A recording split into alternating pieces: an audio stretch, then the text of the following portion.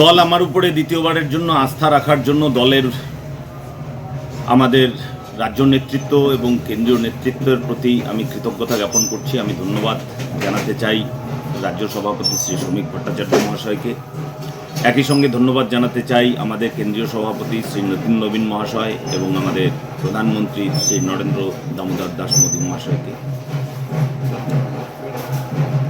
দল আমার প্রতি যে আস্থা রেখেছে তার মর্যাদা রাখার জন্য আমি সর্বতোভাবে চেষ্টা করব এবং একই সঙ্গে আমি এই ভেবে খুশি যে আমি নিশ্চয়ই প্রথমবার দলের নিরিখে পাস মার্কস পেয়েছি, তাই আমার উপরে দল আস্থা রেখেছে। সেই কাজ আমি করতে পারার জন্য নিজেকে ধন্য মনে করছি। এবারের ভোটে লড়াইয়ের জন্য ইস্যুর অভাব নেই। তৃণমূল কংগ্রেসের দুর্নীতি, স্বজন পোষণ, চাকুরি বিক্রি, পোষণ, এছাড়া মহিলাদের প্রতি যে বঞ্চনা, তাদের যে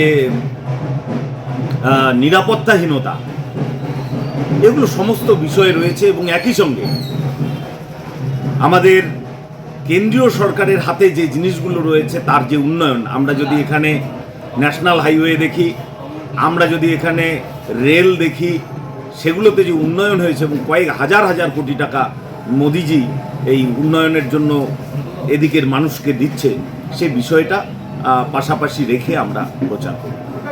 আমি বারবার বিধায়ক হিসেবে বিধানসভায় ফালাকাটার বিষয়গুলো আমি তুলে ধরেছি, কিন্তু দুর্ভাগ্যজনক বিষয় পশ্চিমবঙ্গ সরকার শুধু ফালাকাটা নয়, তারা কোনো বিষয়েই বিশেষ আগ্রহ দেখাননি, তারা কোনো কাজ করেননি।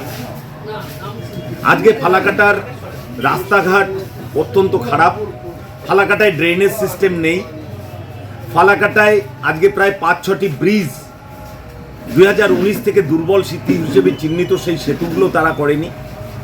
আজকে ফালাকাটায় একটা সেতু 1993 সালে ভেঙে গেছে, একটা কয়েকদিন আগে ভেঙে গেছে। সে সেতু মেরামতের দিকে তাদের কোনো নজর নেই, সেতু তৈরির দিকে তাদের কোনো নজর নেই।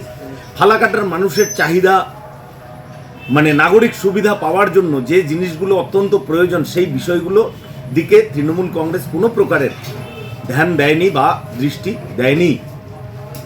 আমাদের ডবল ইঞ্জিন সরকার হলে আমি নিশ্চিতভাবে এটুকু বলতে পারি, ফালাকাটার মানুষের নাগরিক হিসেবে যে চাহিদা, সেই চাহিদা আমরা পূরণ করতে সমর্থ হব। তবে গতবার আমরা যে ভোটে জিতেছি, এবার আমরা তার চেয়ে বেশি ভোটে জয়লাভ করব।